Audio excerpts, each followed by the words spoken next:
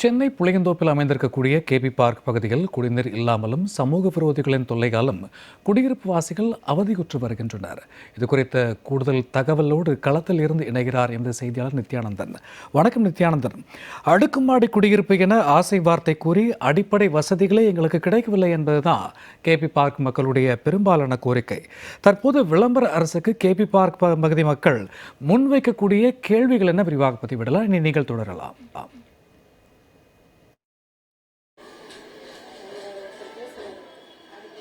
நிச்சயமாக இந்த சென்னையை கட்டியமைப்பதற்கு இந்த பூர்வகுடி மக்கள் தான் மிக முக்கியமாக இருந்திருக்கிறார்கள். இவர்கள் எல்லாம் ஒவ்வொரு இடத்தில் அவர்களுடைய சுயமாக ஒரு வேலை செய்வதும் இப்படியாக வாழ்ந்து வந்தவர்களை எல்லாம் இந்த சென்னையிலிருந்து அப்புறப்படுத்துவதற்காக கண்ணகி நகர், சோழிங்கநல்லூர், பெரும்பாக்கம் உள்ளிட்ட இடங்களில் அடுக்குமாடி குடியிருப்புகளில் எடுத்து சென்று அரசாங்கங்கள் அடைத்து வருகிறது. ஆனால் அங்கு அடிப்படை வசதி இருக்கிறதா என்றால் மிகவும் கேள்விக்குறிதான். அங்கிருந்து நகரத்திற்குள்ளாக வந்து அவர்கள் பணிகளை செய்துவிட்டு உள்ளே செல்ல வேண்டும் என்றால் 2 மணி நேரம் காலையும் மாலை நேரத்தில் 3 மணி நேரம் என ஒரு 4 5 மணி நேரம் பயணத்திற்கே அவர்கள் செலவிட வேண்டிய ஒரு நேரமாக இருக்கிறது. அதே நேரத்தில் அவர்கள் இருக்கக்கூடிய பகுதியில் அவர்களுக்கான வேலை வாய்ப்புகள் இல்லாமல் இருப்பது, படிக்கக்கூடிய குழந்தைகளை இடமாற்றம் செய்வது என இடைநிற்றல் என பல பிரச்சனைகள் இருந்து வருகிறது. ஆனால் இதெல்லாம் ஒரு புறம் பிரச்சனை என்று பார்க்கும்போது மறுபுறத்தில் சென்னையினுடைய மையப்பகுதியாக இருக்கக்கூடிய இந்த புளியந்தோப்பு பகுதியில் கேபி பார்க், கேசவப்பிள்ளை பூங்கா என சொல்லக்கூடிய இந்த பகுதியில் அடுக்குமாடி குடியிருப்புகளை கட்டி நாங்கள் இங்கேயே குடியமர்த்துகிறோம் என்று அரசாங்கங்கள் குடியமர்த்தி இருக்கிறது. ஆனால் குடியமர்த்தப்பட்டிருந்தாலும் கடந்த 4 ஆண்டுகளாக இந்த பகுதிகளுக்கு வந்து வேதனை அடைந்ததுதான் மிச்சம் என்பது போல இந்த மக்களுடைய வாழ்வாதாரமும் வாழ்க்கை தரமும் மாறி இருக்கிறது என்று கூறலாம். என்றால் ஒரே ஒரு அறை, அதில் ஒரு குளிக்கக்கூடிய இடம் என இருக்கக்கூடிய இந்த இடத்தில் தங்களுடைய வாழ்வாதாரத்திற்காக வாழக்கூடிய மக்களுக்கு அடிப்படை வசதிகளை செய்து கொடுக்க வேண்டியது அரசுடைய கடமை. ஒருவர் இருப்பிடமும், உடை, கல்வி, சுகாதாரம் இவை அனைத்தையும் உறுதி செய்ய வேண்டியது இந்த அரசாங்கங்களுடைய மிக முக்கியமான கடமை. ஆனால் இதையெல்லாம் செய்கிறதா என்றால் அது செய்யவில்லை என்பதற்கு சாட்சியாக கேபி பார்க் என்பது மாறி இருக்கிறது. என்றால் ஒரு தளத்தில் 27 வீடுகளும் அதே நேரத்தில் 9 அடுக்குகளும் இருக்கக்கூடிய ஒரு பகுதி. நாம் பார்க்கக்கூடிய அந்த காட்சிகளை பார்க்கலாம். கிட்டத்தட்ட வலதுபுறமும் இடதுபுறமும் என 8லிருந்து 29 வீடுகள் இருக்கக்கூடிய இந்த தளத்தில் முழுவதுமாகவே சிறிய சிறிய வீடுகளில் மக்கள் வசித்து வரக்கூடிய ஒரு காட்சியாக தான் இருக்கிறது. இந்த பகுதியில் இருக்கக்கூடிய மக்கள் கீழிருந்து மேலே வருவதற்கே சிரமம். என்றால் 8 மாடிகளை ஏறி சிரமத்துடன் தான் தினம் பயணம் செய்து வந்து கொண்டிருப்பதும், ஒவ்வொரு பொருட்களை எடுத்து வருவதும் ஒரு சிரமத்துடன் சந்திக்கக்கூடிய ஒரு நிகழ்வாக இருந்து வருகிறது. நாம் நிற்கக்கூடிய இந்த 5வது தளத்தில் லிப்ட் இருக்கிறது. ஆனால் அந்த லிப்ட் பழுதடைந்து ஓராண்டு ஆவதாக இங்க இருக்கக்கூடிய பொதுமக்கள் கூறுகிறார்கள். லிப்ட் பழுதடைந்து கிட்டத்தட்ட ஓராண்டாக இப்படியே மூடி கிடக்கக்கூடிய அந்த காட்சியும் இருக்கிறது. 8 மாடிகள் 9 மாடிகள் கொண்ட இந்த கேபி பார்க்கில் இதுவரை ஓராண்டாக இந்த லிப்ட் பிரச்சனை இருக்கிறது. வயதானவர்கள், நோய்வாய்ப்பட்டவர்கள் என பலரும் இருந்து வருகிறார்கள். பலமுறை புகார் கொடுத்தும் இதை சரி செய்ய வேண்டியவர்கள் சரி செய்யாமல் இழுத்தடிப்பதும், அதே நேரத்தில் இதனை கவனிக்க வேண்டியது, அதாவது மிக முக்கியமாக இந்த மக்கள் கூறுவதெல்லாம் பராமரிப்பு பணி இல்லாமல் கிடப்பதுதான் இதில் இருக்கக்கூடிய அவல நிலையை. இதை பராமரிப்பதற்காக இந்த கேபி பார்க் பகுதிக்கு உள்ளாகவே அந்த நகர்ப்புற வாழ்விட மேம்பாட்டு வாரியத்துடைய அலுவலகம் இருக்கிறது. இதற்காக அதிகாரிகள் இருக்கிறார்கள். இவர்கள் எல்லாம் ஒவ்வொரு முறையும் ஒவ்வொரு மாதமும் இதை வந்து பார்த்துவிட்டு அதன் பிறகாக இந்த பகுதியில் வந்து பிரச்சனைகளை தீர்க்க வேண்டும். ஏதேனும் உடைப்புகள் இருந்தால் அதை சரி செய்ய வேண்டும்.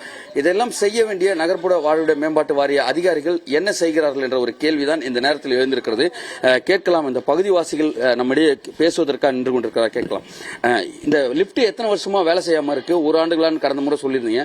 எவ்வளவு சிரமத்தோட கீழே இருந்து மேல வரீங்க? எவ்வளவு சிரமத்தை சந்திக்கிறீங்க? நாங்கள் கேபி பார்க்கில் தான் இருக்கோம், ஏ பிளாக்ல 5வது மாடி. இது மேலே இருக்கிறவங்களும் சரி, ஒரு நாள் ஒரு டைம் லிஃப்ட்டு அது தானாகவே ஆஃப் ஆகுது, தானாகவே அதுவே ஆன் ஆகுது. நாங்கள் ஒரு தைரியமாக போக முடியல. அதனால சில டைம் நாங்கள் படிக்கட்டில் இறங்கிடுறோம். படிக்கட்டில் இறங்கும் போது படிக்கட்டு அந்த மாதிரி தான் இருக்குது. அந்த படிக்கட்டுலேயே நானே 2 வாட்டி விழுந்து எனக்கும் அடிபட்டிருக்குது. ஆனா அதையும் சரி பண்ணல. இந்த லிப்டையும் இப்படிதான் வச்சிருக்கிறாங்க. பக்கத்து லிப்டும் இன்னமும் ஒர்க் பண்ணாத அப்படியே தான் வச்சிருக்கிறாங்க. இப்போ காலையில கூட நாங்க இதை அழுத்தினா கூட இந்த லிப்ட் ஒர்க் ஆகல. நாங்க இதை எதிர்பார்க்காத நாங்க படிக்கட்டு இறங்கிடுறோம். இருந்தாலும் எங்களுக்கு படிக்கட்டும் சரி, இந்த லிப்டும் சரி, ஒரே பிரச்சனை தான். திடீர்னு நாங்க நடுநேரத்துல ஊருக்கு போயிட்டோம்னா 1 மணி 2 மணிக்கு வரோம். அப்போ கூட இந்த லிப்ட் மேன் இருக்கிறாங்க, ஆனா யாரும் இல்ல. ஒரு பராமரிப்பு இல்லாத நாங்களே நேத்தே நான் வந்த ஊர்ல இருந்து பயந்துன்னு வந்தேன், எப்படி மேல போறதுன்னு. அதுக்கப்புறம் மேல எங்க வீட்டுக்காருக்கு வர சொல்லி அதுக்கப்புறம் நான் மேல ஏறினேன். தனியா போக முடியல. இயங்காத லிப்ட் எத்தனை வருஷமா? 8 மாசமா இருக்கா, 1 வருஷமா அது இயங்காம இருக்கு? அது 1 வருஷத்துக்கு மேல ஆகுது. அது இன்னும் அதுக்கு ஒரு வழி கிடைக்கல எங்களுக்கு. அது இல்லாத மேல 7வது மாடியிலயும் ஒரு லிப்ட் ஓப்பன்லயே இருக்குது. அதையும் எங்களுக்கு அது என்னன்னா குழந்தைங்க இருக்கிறாங்க, அது வந்து சீர் பண்ணி தரமாட்டேன்றாங்க. அப்படியே தான் அந்த லிப்ட் இன்னமும் ஓப்பன்லயே தான் இருக்குது. லிஃப்ட் இல்லாம கீழே இருந்து ஏறி வர்றதுக்கு எவ்வளவு சிரமம்? நான் மூச்சு வாங்குது. 8 9ஆம் மாடி வரல இருக்குது ஸ்டெப்பு. அதுல வந்து உடம்பு சரியில்லாத இருக்கிறாங்க, சுகர் பேஷண்ட், பிபி பேஷண்ட் எல்லாருமே ஏறுறாங்க இறங்குறாங்க. ஆனா சில டைம் வந்து அவங்களால முடியாத அப்படியே அந்த மாடியில நின்னுறாங்க. அந்த வீட்டுக்குன்ட்டாங்க. வீடு விடுறப்ப என்ன சொல்றாங்க, இந்த மாதிரி லிப்டுக்குது, நீ போங்க வீட்டுக்கு, உங்க வயசுங்களை பார்க்காதீங்கன்னாங்க. இப்போ நாங்க இங்க வந்து கூட என்னாக்குது ஒண்ணுமே இல்லை. நாங்க அந்த முட்டு வழியில தான் கரண்ட் இல்லாத டப்புன்னு உயிர்ந்துடுது லிப்ட். ஆடுது, தன்னு ஆடுது. லிப்ட் மேனுங்களாம் கொஞ்சம் கத்துக்கிற லிப்ட் மேன் போட்டாலும் பரவாயில்ல. ஒரு வயசானதுங்களெல்லாம் போடுதுங்க, லிப்ட் மேனும் சரியில்லை. லிஃப்டே இல்லாம படிக்கட்டுல நடந்து வர்றது எவ்வளவு சிரமம், என்ன பாதிப்பு? முட்டிங்க வலிக்குதே, ஏறி வந்தாக்கா முட்டி வலிக்குது, மூச்சு வாங்குது, படிக்கட்டு சரியில்லை. எல்லாம் அந்த சாமான்களை ஏத்திக்கிட்டு நாங்க வருவோம், ஒஞ்சு போச்சு ஃபுல்லா. ஏற்கனும் நெல்ல சிமெண்ட் இல்ல, இதுல நாங்க ஏத்திக்கணும் வருவோம், படிங்க ஒஞ்சு போச்சு. ரொம்ப எப்பா என்னால ஏற முடியாது, இறங்க முடியாது. நான் வந்து எப்படி உட்காந்துக்கிறேன் பாரு, நான் மொடுக்கும் அதான் காட்சி. அதால மூச்சு வாங்குது. நான் சுகர் என்னால எத்தனை வாட்டி ஊந்துட்டேன். அதை யாரும் நடவடிக்கை எடுக்க மாட்டாங்க. கேட்டா செய்வாங்க, பாப்பாங்கன்றாங்க. ஆனா இது வரைக்கும் யாரும் செய்யல. நாங்க இவ்வளவு வீடு கேட்கல. நாங்க ஏற்கனவே இருந்த மாதிரி தான் கேட்டோம் 4 வீடு. இங்க ஒன்னும் போட முடியல. யார் வீட்டுல யார் நோயிறாங்கன்னு தெரிய முடியல. கீழே வண்டி விட முடியல. பெட்ரோல் திருடுறானுங்க.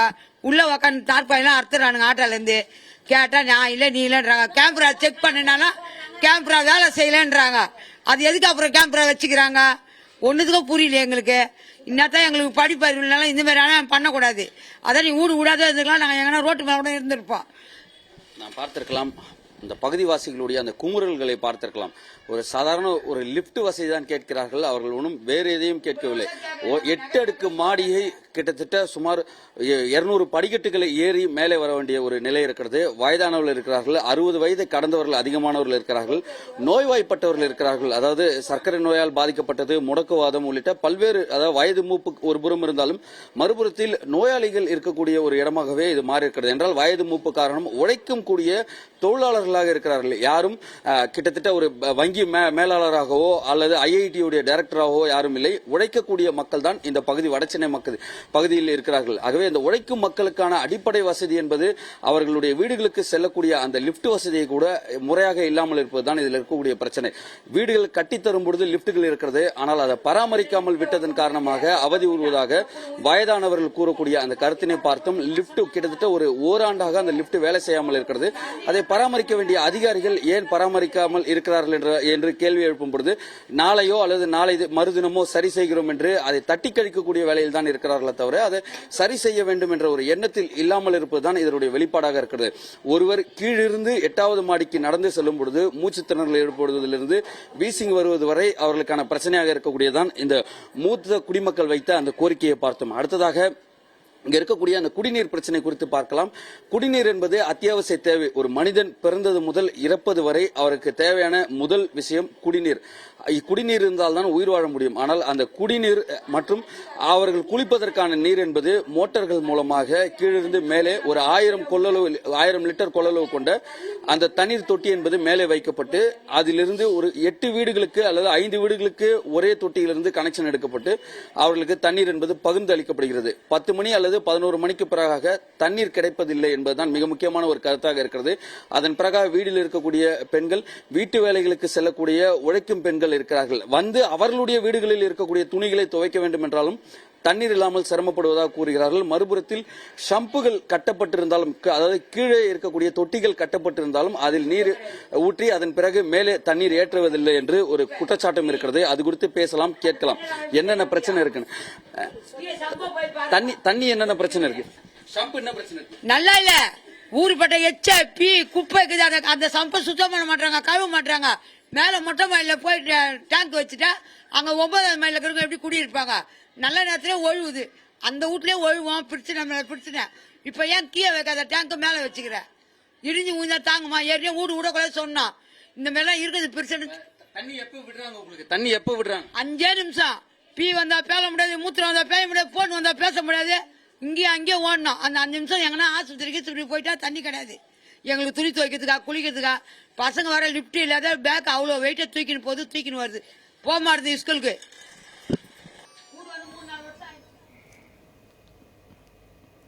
நித்யானந்தன், இவ்வளோ பெரிய குடியிருப்பு வாசிகள் குடியிருக்கும் போது கண்டிப்பாக அங்கே பராமரிப்பு அலுவலகம், பராமரிப்பு அலுவலர்கள் அப்படிங்கிற பணி நிச்சயமாக இருக்கும். அப்போ அவர்கள் இந்த மாவட்ட நிர்வாகத்தினுடைய கவனத்திற்கு இந்த குற்றச்சாட்டுகள் எல்லாம் எடுத்துகிட்டு போகாமல் இருக்காங்களா? இன்னொன்று, கோடைக்காலம் இருக்கக்கூடிய இந்த தருணத்தில் கோடைக்கால தொற்று ஒரு பக்கம், அடிப்படை தேவையான குடிநீரும் இல்லை அப்படிங்கிறத மக்களுடைய பிரதான குற்றச்சாட்டு. மின்தூக்கி சரியாக வேலை செய்யல. ஆனால் இந்தந்த வசதிகள்லாம் அரசாங்கம் உடனடியாக செய்து கொடுக்கணும், இருந்தால் எங்களுடைய வாழ்விகள் இன்னும் கொஞ்சம் சுலபமாக இருக்கும் அப்படின்னு மக்கள் பிரதானமாக சொல்லக்கூடிய கோரிக்கைகள் என்ன நிவர்த்திகள் வேணும் உடனடியாக எதிர்பார்க்கிறார்கள்?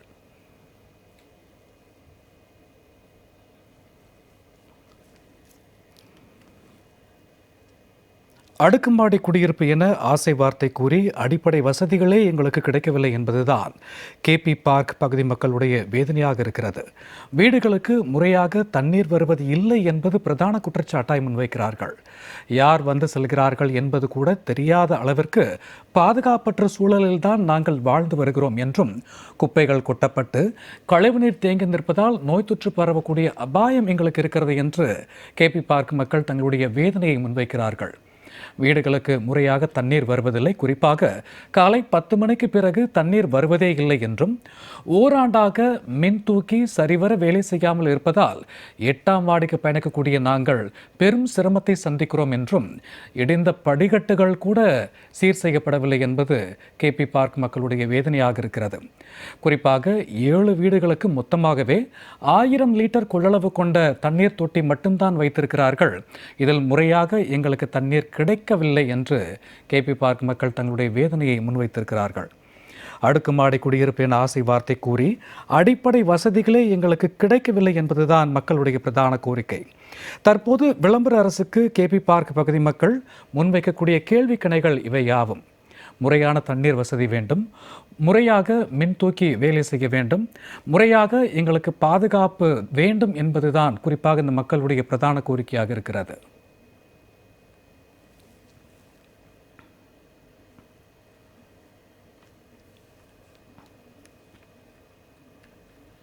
மேலும் இது பற்றி தொடர்கிறார் எமது செய்தியாளர் நித்யானந்தன். வணக்கம் நித்யானந்தன்.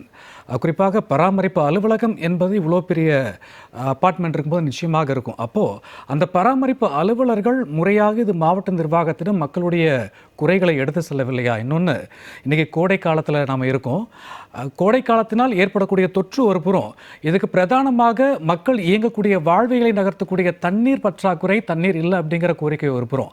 ஆனால் இந்த மக்களுடைய பிரதான கோரிக்கை இதெல்லாம் இருந்தது அப்படின்னா உடனே எங்களுடைய வாழ்வியல் சீராகும் அப்படின்னு எதெல்லாம் முன்வைக்கிறாங்க?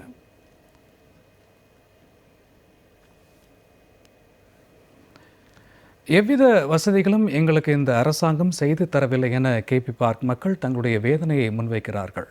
குறிப்பாக சிசிடிவி கேமரா இருந்தாலும் கூட அது செயல்படுவதில்லை என்றும், மின்தூக்கி இருந்தும் கூட அது வேலை செய்யவில்லை என்றும், சமூக விரோதிகள் டீசல் திருடுவதாகவும் தங்களுடைய பிரதான வேதனையை முன்வைக்கிறார்கள் கேபி பார்க் பகுதி மக்கள். எவ்வித அடிப்படை வசதிகளும் செய்து தராமல் பராமரிப்பு பணிகள் எதுவுமே செய்யப்படுவதில்லை என்றும் தங்களுடைய வேதனையை முன்வைக்கிறார்கள் இப்பகுதி மக்கள். இது குறித்து தொடர்ந்து இணைகிறார் எமது செய்தியாளர் நித்யானந்தன். நித்யானந்தன், இவ்வளோ பெரிய அப்பார்ட்மெண்ட் இருக்கும்போது கண்டிப்பாக அங்கே பராமரிப்பு அலுவலர்கள் நிச்சயமாக இருப்பாங்க. மக்களுடைய கோரிக்கைகள் மாவட்ட நிர்வாகத்திடம் அலுவலர்கள் எடுத்து செல்லவில்லையா? அல்லது இப்போ கோடை காலத்தில் இருக்கிறதுனால கோடைக்கால நோய் தொற்று ஒரு புறம், இன்னொரு பக்கம் பிரதான தேவையான தண்ணீர் தேவை ஒரு புறம், இதெல்லாம் இருந்ததுன்னா எங்களுடைய வாழ்வைகள் இன்னும் கொஞ்சம் சுலபமாக இருக்கும் அப்படின்னு சொல்லிட்டு மக்கள் என்ன எதிர்பார்க்கிறார்கள்?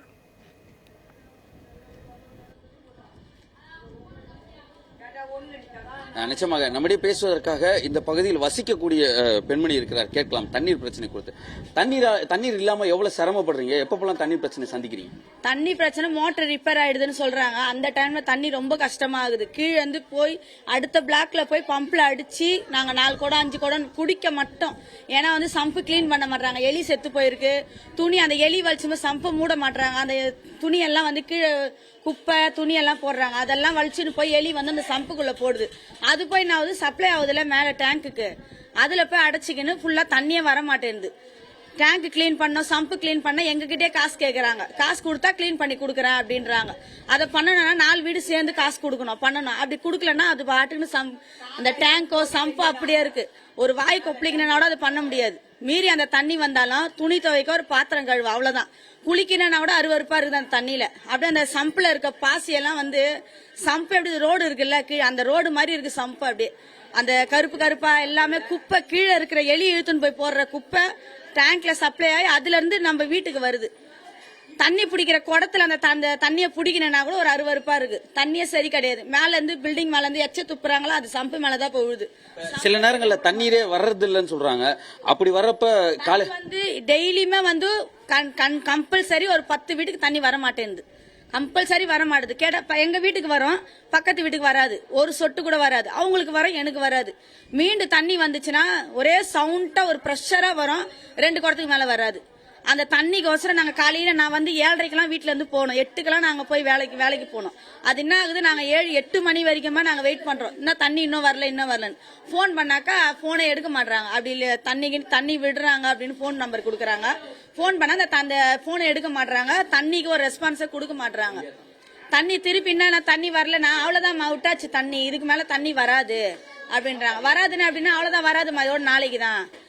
அப்புறம் எப்படி சார் நாங்க மிச்ச வேலை அப்படி பாக்குறது பண்றது? என்ன கோரிக்கை வைக்கிறீங்க இந்த பகுதியில் தண்ணிக்காக? முதல்ல இந்த இடத்த கொஞ்சம் சுத்தமா இது பண்ணிட்டு ஒரு இதுவா போட்டீங்கன்னா நல்லா இருக்கும். இந்த லிப்டுக்கு இப்ப போடுறீங்க, இப்ப இதெல்லாம் மெயின்டைன் பண்றதுக்கு அதுக்குன்னு ஒரு ஆள் தனியா போட்டு அது கொஞ்சம் சரி பண்ணீங்கன்னா நல்லா இருக்கும். தண்ணி கரெக்டா சப்ளை ஆகுதான்னு அதுக்கு ஒரு நம்பர் எங்களுக்கு கொடுத்தீங்கன்னா நாங்க ஒரு கம்ப்ளைண்ட் பண்றதுக்கோ என்னவோ அதுக்கு ஒரு நம்பர் கொடுத்தீங்கன்னா எங்களுக்கு கரெக்டா இருக்கும். இதெல்லாம் இந்த படி இதெல்லாம் பாருங்க, இதெல்லாம் உடஞ்சிட்டு இருக்கு. நாங்க லிப்ட்ல இறங்கவே மாட்டோம் காலையில டைம்ல, படியில தான் இறங்கி போறோம். ஏன்னா லிப்ட் ஒன்னொன்னா நிக்காத போவோம், அந்த மாதிரி வருது. இந்த பக்கம் ஒரு லிப்ட், அந்த பக்கம் ஒரு லிப்ட் இருக்கு. எங்களால படியில இறங்கி டெய்லியுமே நானே 3 வாட்டி விழுந்திருக்கேன். காலையில இறங்கி லிப்டுக்கு நிக்க முடியாது, கடன் படியில இறங்கி ஓடுறோமா, இந்த மாதிரி படியில உழுந்து நாங்களே எல்லாமே உழுந்துதான் போறோமே. சிசிடிவி பாதுகாப்புலாம் இல்லன்றாங்க. எதுவுமே கிடையாது. அது சிசிடிவின்னு வச்சாங்க. இப்ப ஏதோ ஒரு எமர்ஜென்சி அந்த இது செக் பண்ணுங்கன்னா அதெல்லாம் இல்லம்மா, அது வந்து பாக்கலாம் இருங்க, ஒரு இதுக்கெல்லாம போய் சிசிடிவி கேப்பீங்க அப்படின்றாங்க. எங்க வீட்டுக்கார கீழே வண்டி நிறுத்துறாரு, டெய்லியுமே பெட்ரோல் திருடுறாங்க. அதுல ஒரு பார்க்கிங் தான் வண்டி எடுத்து நிறுத்துறாங்க, டெய்லியும் பெட்ரோல் திருடுறாங்க. எதனா ஒண்ணு உடச்சி வச்சுட்டு போயிடுறாங்க, டயரை கிழிக்கிறாங்க, ஆட்டோ டயரை கிழிக்கிறாங்க, அதெல்லாம் பண்றாங்க. செக் பண்ண சொன்னா கேமரா இருக்குன்னு ஒரு நம்பிக்கையில நாங்க விடுறோம். கேட்டாக்கா இதுக்கெல்லாமா கேப்பீங்க, இதெல்லாம் பண்ண நான் பாக்கலாம் போமா அப்படின்றாங்க. ஒரு பொருள் காணாம போகுதுன்னா நம்பி விட முடியல கீழே. அது ஒர்க் ஆகாதுமா, அது ரிப்பேர் ஆயிடுச்சுமா. ஆனா வச்சது புதுசாவே இருக்கு, வெச்ச கேமரா புதுசா இருக்கு, ஆனா ரிப்பேரு அது ஒர்க் ஆகல. பாதுகாப்பு எப்படி இருக்கு? கிடையாது. போலீஸ் பாதுகாப்பு போடுங்க. அது வண்டி விட்டுட்டா சாராயம் குடிக்கிறாங்க, சாப்பிட்டுட்டு அப்படியே போங்கடா கஞ்சா அடிக்கிறாங்க, சாராயம் குடிக்கிறாங்க. கீழே வந்து ஒரு 11 மணி ஆயிடுச்சுன்னா கீழே போக பயமா இருக்குது. நாங்க இந்த டைம்ல தான் தண்ணி பிடிக்க முடியும், குடிக்கலாம் தண்ணி கீழே இருந்தா எடுத்துன்னு வரோம். அந்த 10 மணி 11 டைம்ல போய் எடுத்துன்னு வரோம். பசங்க யாருன்னே தெரிய மாதிரி எங்க இருக்கிற பசங்க கும்பலா வந்து உட்காரானுங்க. நம்ம பிள்ளைங்களா என்னன்னு ஒரு இது இருக்க மாட்டேங்குது. ரவுண்ட்ஸ் எப்பனா ரவுண்ட்ஸ் வராங்க, வர்றதான் வந்து சும்மா மேலோட்டமா அப்படியே பாத்துட்டு போயிடுறாங்க. கீழே இருட்டா இருக்கு, கீழே லைட் கிடையாது. லைட் போட்டா கொஞ்சம் நல்லா இருக்கும். பார்க்கிங் ஃபுல்லாவே இருட்டா இருக்கு. யார் வராங்க யார் போறாங்கன்னே தெரியுமா. இது நம்ம பொருள், நம்ம வண்டி நிறுத்தணும். ஆமா, இதெல்லாம் சரி செய்யணும். கீழே எல்லாம் கொஞ்சம் பார்க்கிங்ல லைட் போட்டு எங்களுக்கு கொஞ்சம் பாதுகாப்பு கொடுத்தா நல்லா இருக்கும் சார். நாம் பார்த்திருக்கலாம், கேபி பார்க் பொதுமக்களுடைய மிக முக்கியமான அந்த 4 கோரிக்கை என்பது நாங்கள் பயன்படுத்தக்கூடிய அளவிற்கான அந்த குடித நீரையும், குளிப்பதற்கான தண்ணீரும், துணி துவைப்பதற்கான தண்ணீரை வழங்க வேண்டும் என்பதும், மறுபுறத்தில் சிசிடிவி கேமராக்களை சரி செய்ய வேண்டும், திருட்டு சம்பவங்கள் நடைபெறுவதை கட்டுப்படுத்த வேண்டும் என்பதும், மூன்றாவதாக போதை ஆசாமிகளும் மர்ம நபர்களும் உள்ளே வந்து செல்கிறார்கள், அவர்கள் மீது நடவடிக்கை எடுக்க வேண்டும், சமூக விரோதிகளுடைய கூடாரமாக மாறி இருக்கக்கூடிய நிலையில் அதற்கான நடவடிக்கை எடுக்க வேண்டும் என்று 3ம், 4வது வேலை செய்யாமல் இருக்கக்கூடிய அந்த லிப்ட் ஓராண்டாக பழுதடைந்திருக்கிறது, அந்த லிப்டை சரி செய்து தர வேண்டும். ஆங்காங்கே இருக்கக்கூடிய அந்த படிக்கட்டுகள் உடைந்திருக்கிறது, இந்த படிக்கட்டுகளை பூச்சி வேலை செய்து பராமரிப்பு பணிகளை செய்ய வேண்டும் என்பதுதான் மிக முக்கியமான அவர்களுடைய கோரிக்கையாகவும் இருந்து வருகிறது. அதாவது தமிழ்நாடு முன்னாள் குடிசை மாற்று வாரியமும் தற்பொழுது இருக்கக்கூடிய தமிழ்நாடு நகர்ப்புற வாழ்விட மேம்பாட்டு வாரிய அதிகாரிகளும் IAS அதிகாரிகளும் இந்த நிகழ்ச்சியை பார்த்ததுக்கு பிறகாவது இந்த கேபி பார்க் மக்களுக்கான தேவைகளை, அடிப்படை தேவைகளை பூர்த்தி செய்வார்களா என்பதை பொறுத்திருந்து பார்க்க வேண்டியிருக்கிறது. சுமார் ஒரு ஃப்ளோருக்கு 27 வீடு இருக்கிறது. அதுபோல 9 அடுக்குகள் இருக்கிறது. இதுபோல 9 அடுக்குகள் இருக்கக்கூடிய இதுபோல ஒரு 9 அடுக்குகள் வெளியே இருக்கிறது. சுமார் ஒரு 1500 2000 குடும்பங்கள் வசிக்கிறார்கள். ஒரே இடத்தில் ஒரு 10,000 மக்கள் வசிக்கக்கூடிய ஒரு இடம். இந்த இடத்தில் அடிப்படை வசதியான அந்த தண்ணீர் கூட கிடைக்காமல் மக்கள் அவதிப்படுவதை அரசு எப்படி ஏற்றுக்கொள்கிறது என்பதுதான் தற்பொழுது இருக்கக்கூடிய மிக முக்கியமான கேள்வி. அரசாங்கங்கள் இந்த கோரிக்கைகளை சரி செய்து தர வேண்டும் என்பது மக்களுடைய மிக முக்கியமான கேள்வியாக இருக்கிறது. சரி செய்து கொடுக்குமா ஆளக்கூடிய திமுக அரசு என்பதை பொறுத்திருந்து பார்க்க வேண்டியிருக்கிறது. சூர்யா. நித்யானந்தன், அடிப்படை வசதிகளின்றி தவிக்கக்கூடிய மக்கள் மற்றும் கண்டுகொள்ளாத விளம்பர அரசு மக்களுடைய கேள்வி கடைகளோடு நேரலையில் இணைந்தமைக்கு நன்றி நித்யானந்தன்.